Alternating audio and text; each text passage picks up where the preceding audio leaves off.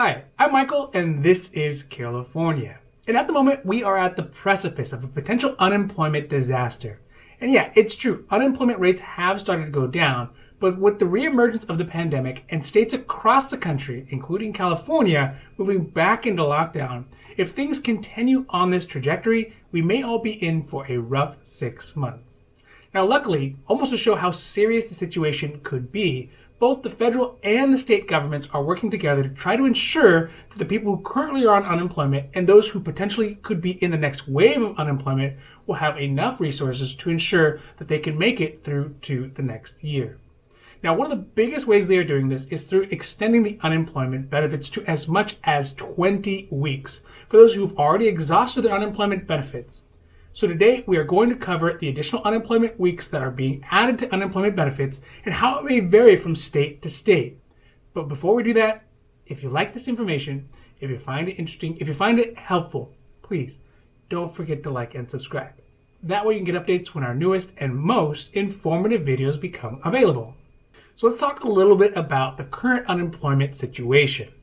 So at the beginning of June, the world seemed to start spinning again, and the pandemic numbers were going down, and some states had decided to test the waters and reopen their economies, perhaps maybe a little too soon. Additionally, large groups of people started to gather at beaches, at bars, and at restaurants, and even at protests, and overall, the newly opened up economy sparked a revival of the pandemic in many states. Now, with increasing numbers of infections and deaths across the country, some of the most populous states are starting to move back into lockdown. And this means businesses who were open, or even maybe just partially open, many of them are going to have to go back to the restricted operations at best that they were doing previously during the previous lockdown. So this is the first big driver that's going to cause increased numbers of unemployment.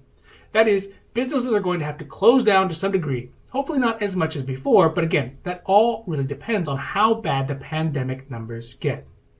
Now, secondarily, but equally as big, is the end of a program called the Paycheck Protection program. This program provides businesses with money from the federal government to pay the paychecks of their employees while the economy was on lockdown. This program will come to an end by the end of June, which means that without extra cash, many businesses who have been keeping their employees and have been able to tread water up to this point will have to either let go some of their staff or put them back on furlough. And this is going to lead to a huge spike in unemployment if there is no additional measures from the federal government to help out these businesses. One oddity about our unemployment system is that there is no central unemployment system, which means that each state operates their own unemployment and can set their own rules.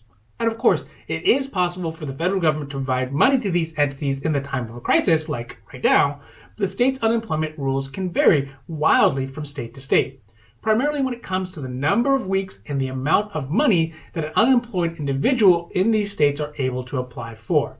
So, for example, states like California, Texas, and Nevada offer a standard amount of 26 weeks of unemployment benefits, while other states like North Carolina and Alabama and Florida have benefit weeks as low as 12 weeks.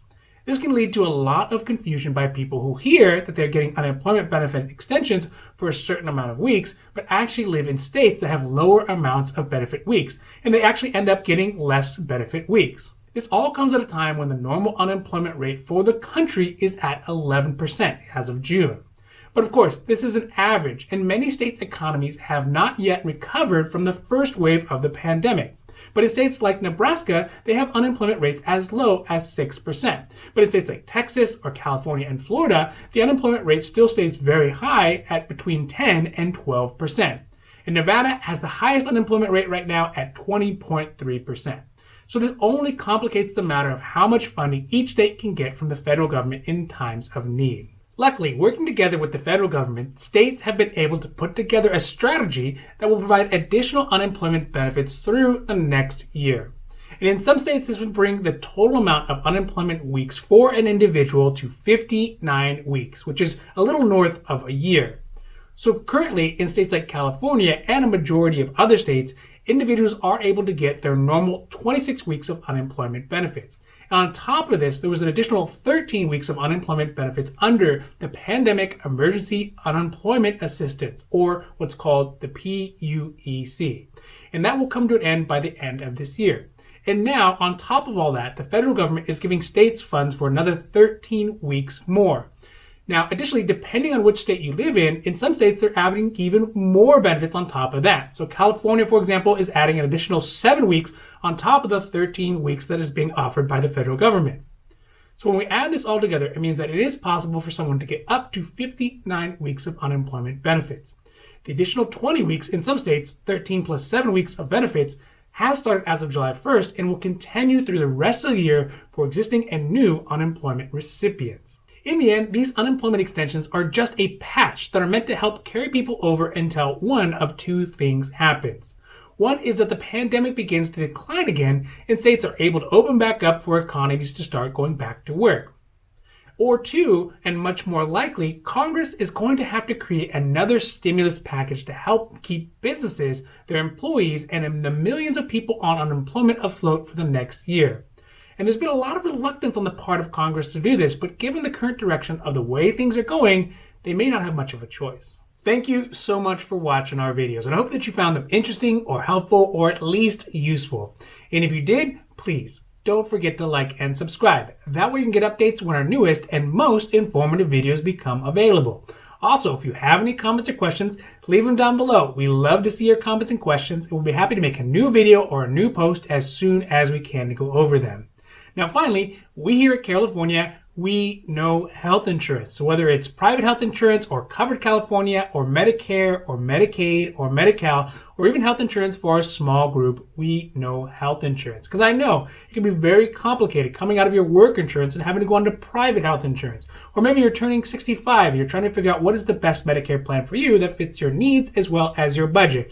Or maybe even you're coming out of a government program like a Medicaid or Medi-Cal, and now you have to get health insurance on the private side. We can help you with all of that. So if you have questions about your health care or questions about your health plan, leave them down below. We'll be happy to make a new video for those as well. Now, other than that, I'm Michael, and this is California, wishing you a happy, healthy